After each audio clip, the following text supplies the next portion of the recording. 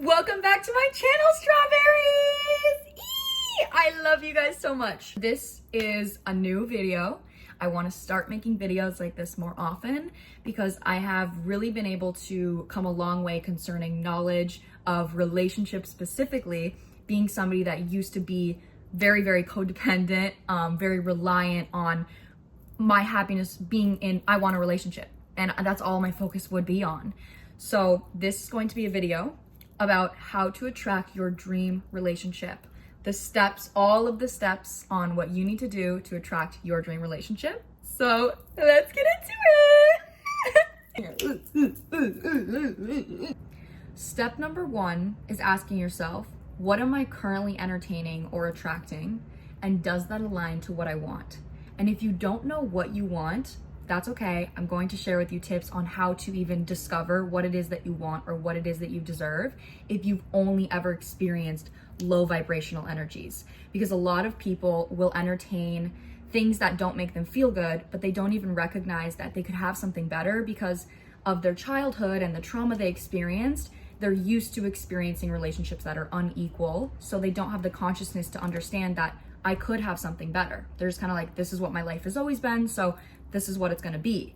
But it doesn't have to be like that. So the first way to ask yourself that is, if you're entertaining something and you're not really sure if it's what you want or not, go to ask yourself, how does it make me feel? So I'm going to give a few examples. So say you're entertaining somebody and this person is, maybe you're hooking up with this person, maybe you guys are in a situationship type deal and you're frustrated and you're like, well, I really want someone to commit to me, but this person isn't committing to me. So if you look at the basis of that situation, that person is making you feel like you're not good enough or you're not worthy to be chosen. So because you don't feel chosen, you could have a childhood wound where your parents were emotionally unavailable in the same way that this person is being emotionally unavailable to you. So as a child, how would you cope with that? Well, my parents, I want their love. I can't, they're my parents. What am I gonna do? I'm gonna try to get their love and get their love, even though they're not gonna be able to give it to me. So that creates a core wound and a core belief that if I want love, I need to chase someone and I need to try to get somebody to choose me or try to get somebody to love me, when it's never actually gonna happen because it never happened for my parents. So that's what I'm saying by we tend to seek in relationships what we didn't get from our parents. But if we're not aware of what we didn't get from our parents, then we may repeat that same parental cycle. So for that example, if this person doesn't make me feel chosen, they don't make me feel wanted, then you can ask yourself, how do I wish this person would make me feel? How do I wish this person would show up for me? Everybody is a compass to love yourself on a deeper level. I always go to the 5 love languages. Which one of the 5 love languages do I want from this person right now? And if you don't have a person in your life, that's okay. Ask yourself, what is it that I would want from a person right now or a relationship right now? Say it's validation. Say you're constantly attracting somebody that's emotionally unavailable because you want someone to validate your emotions in the way that maybe your parents didn't. So if you don't know how to validate your own emotions, the universe is going to mirror to you the lack of love you have towards yourself by bringing you somebody that gives you the opposite of what you want. I want someone to validate me. I want a masculine energy to validate my emotions. So the universe is going to bring you in somebody that's emotionally unavailable, so you have 2 choices. Do you want to continue to, just like you were as a child, try to get this person's love and validation when they physically are showing you that they're not able to give it to you? Or are you going to say, I deserve this love and validation right now. So instead of trying to control somebody else to give that to me, I'm going to give it to myself by recognizing what am I not getting from this person and how can I show up for myself in that way. That energy is going to attract somebody, whether it's that person or not.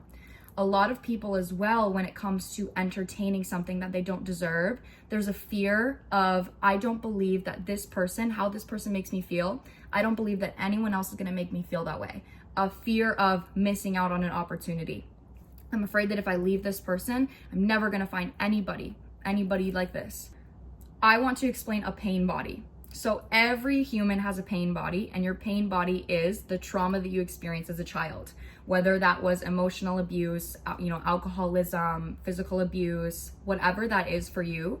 You'll notice that people that are unaware of childhood patterns, they will get into a relationship and it'll start out really great. And then that relationship will end up turning in to something that is toxic, that is a repeat of their childhood trauma. So it'll be, that person will become physically abusive. That person will become emotionally abusive, just like their parents were, because their pain body is saying, you remind me of my childhood.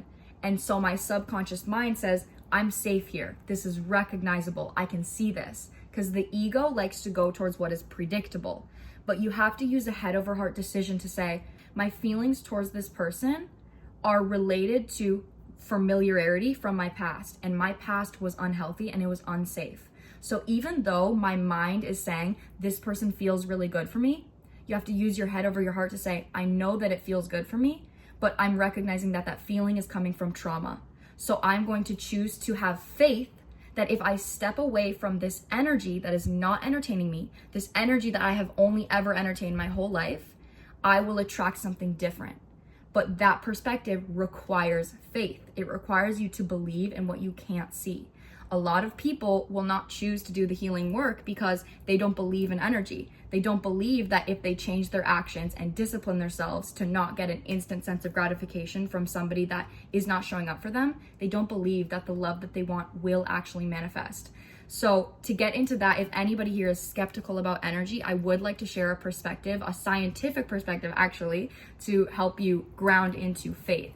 So think of energy like two magnets. So obviously think of, there's magnets that stick together and there's magnets that repel each other. So there's two vibrations in this world, love and fear. There's collectives of emotions between both perspectives. Fear are, anger, jealousy, resentment, like things like that. Love is peace, abundance, joy, enlightenment, consciousness, things of those high vibration. So for example, if you are suppressing your emotions from your childhood and you're trying to get somebody to fulfill you emotionally the way you didn't get fulfilled as a child, you are invalidating your current emotions and saying, I don't want to feel the sadness from my pain. I want to numb that pain by trying to get it from somebody else. Think of your body as a bottle. It's a clear bottle, and inside of that bottle, there's dark gray energy and there's fear. There's fear of getting invalidated. There's fear of getting abandoned. There's fear of never having shown up for you. There's fear of not being good enough. And the more you repress those emotions and you don't process those emotions and then show up for yourself, you're attracting environments, people, situations of that same energy because that energy wants to be felt. It just wants to be felt. So the reason you're attracting it is because you'll notice people that have a lot of sadness in them, they'll get angry very easily. They'll drop a mug, break their cup or something, and immediately it's like, oh, it pisses me off. I'm so mad about that. And that's because that emotion right there that was invoked from breaking that mug is giving them an opportunity to process. Why am I so mad about breaking this mug? Because I'm actually really sad. Why am I actually really sad? Because I'm really lonely. Why am I so lonely? Because I don't feel like I've ever had anybody show up for me.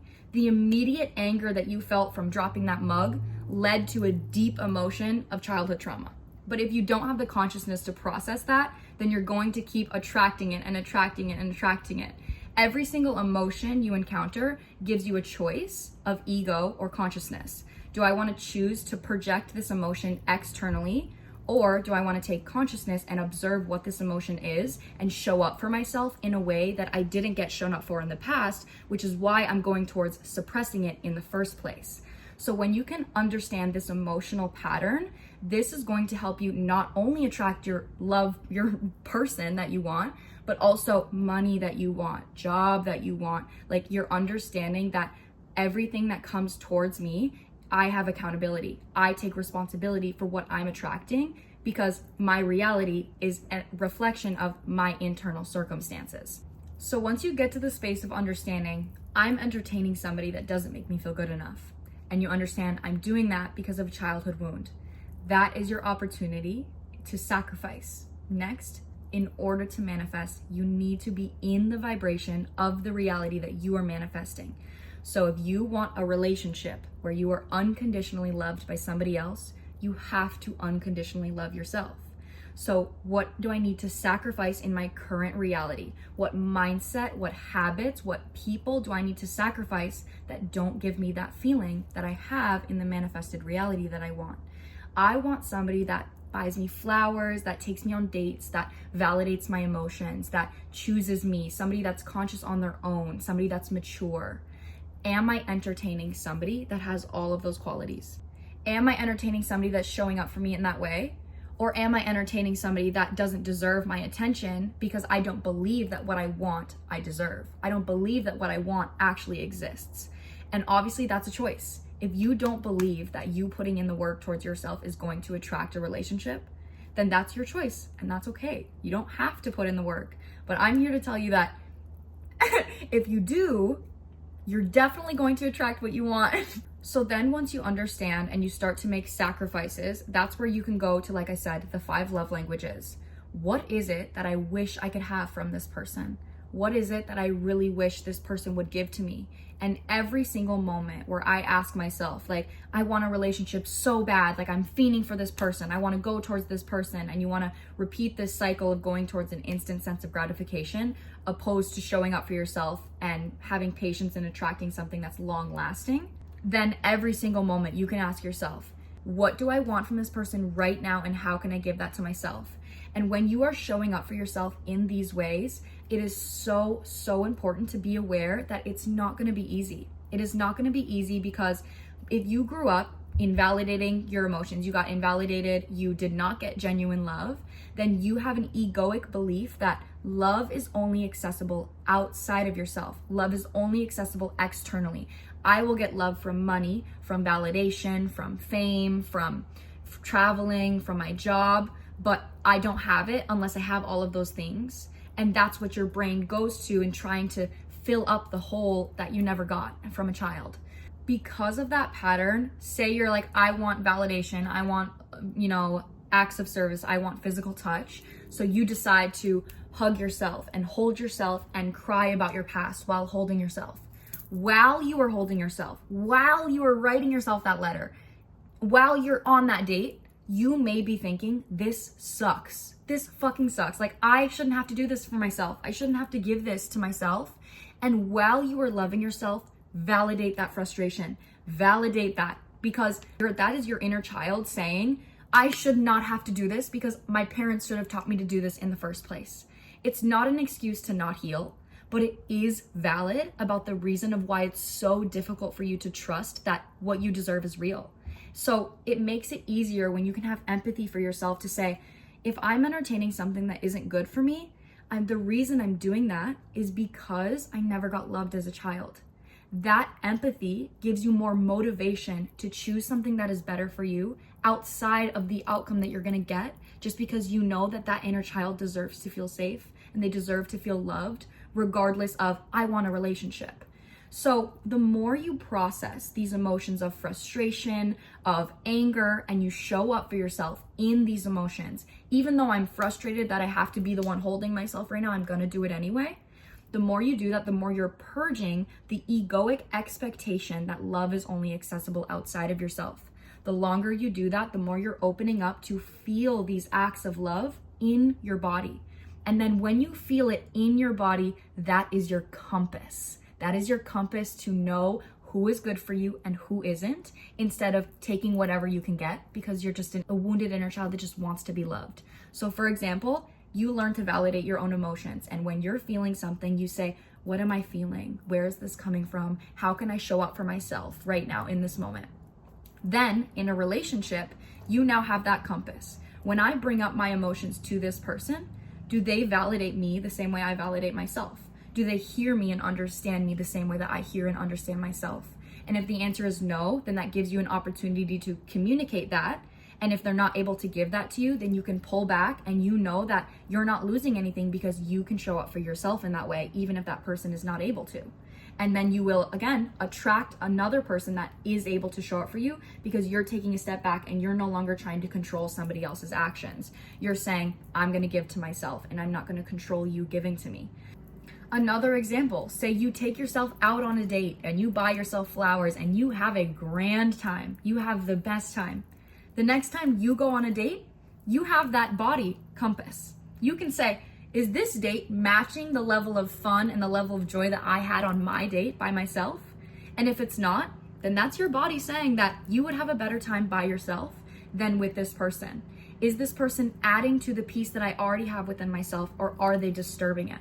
But obviously all of this to get to this space requires observing. It requires sacrifice. It requires everything else that I said prior in this video of saying how is what I'm attracting making me feel right now? And if it's making me feel not good, how can I show up for myself and ask myself, where is it coming from? And give to myself what I didn't get in the past to make sure that I don't entertain something that is a repeat of that pain. And that's gonna be the end of this video. I really, really hope that this helped anybody, feminine, masculine, man, woman, unicorn, duck, dog, bird. I don't care who you are or what you are. You deserve to be loved, and you deserve to believe that if you love yourself the way you wanna be loved, regardless of who it is, who you want it to be, you're going to attract that. And if you are currently entertaining somebody that is not choosing to grow, that's why it is so, so important to detach from the outcome of, I'm meant to be with this person. This person and I are going to be together, because love is a choice. It is a choice every single day. The way that you choose to show up for yourself every single day. I'm going to validate my emotions today. I'm going to take care of my mind today, my body and my spirit today. Every single day, I'm going to choose to take care of myself. Then you are manifesting a relationship that somebody is going to choose you every single day the same way that you choose yourself. Because a relationship is a choice. It is a choice to love yourself, and it is a choice to show up and share that love with somebody else. But you can't attract somebody choosing you if you're choosing somebody that is not choosing you. So that's this video. I really, really hope this helped you guys. Like, I'm really excited. I would love to make more videos like this. If you would like to drop in the comments any other videos you would like me to talk about concerning spiritual perspectives or energy or really anything like this, feel free to drop it in the comments. I love you guys so much. Thank you for watching this video, and I'll see you next time.